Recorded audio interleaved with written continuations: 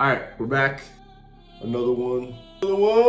And the morning started off real good. My energy was like up there, and then now it's kind of like chilling. I figured that it might be a good idea to get this out of the way before your boy starts crashing and whatnot. All right.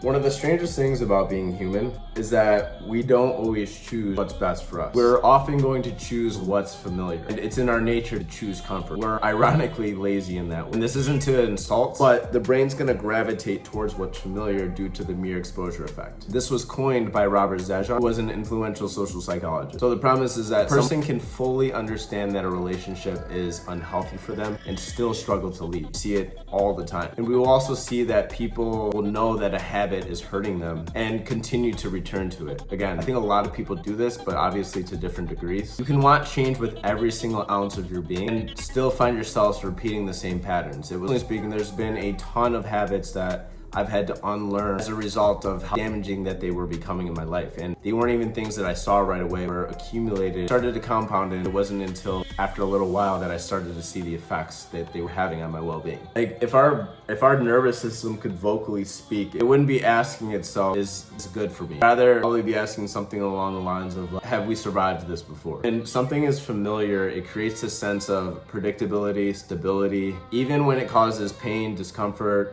stress. Mind and body know how to navigate it because it's something that you've done before. Most of the time, even when the unknown lead to growth, it can still feel more threatening than familiar discomfort that we've grown to tolerate over the years. Follows that one quote that Joseph Campbell wrote, said that a cave that you refuse to enter holds a treasure you seek. And it's true. A lot of the times it's the fear around what's on the other side that really holds many of us back. And this is exactly what it is. Again, there's many areas where this holds true in our lives. They're not even always big decisions either. We're speaking of long-term change. Much of the time, it's not about accumulating a bunch of information or even knowing better. It's about becoming familiar with something new. This could be a new routine, a new way of treating yourself, or even a new way of communicating. And growth often feels foreign because it is. Through repetition, what once felt uncomfortable actually will start to become more natural. And a lot of that codex that I put out and have been promoting contains a lot of this ideology as well. Like these are real concepts from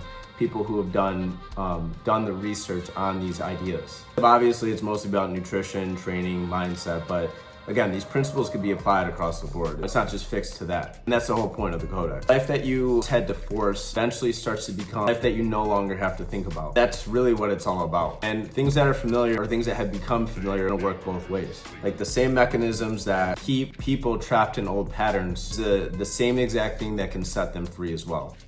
I hope this helps, and peace.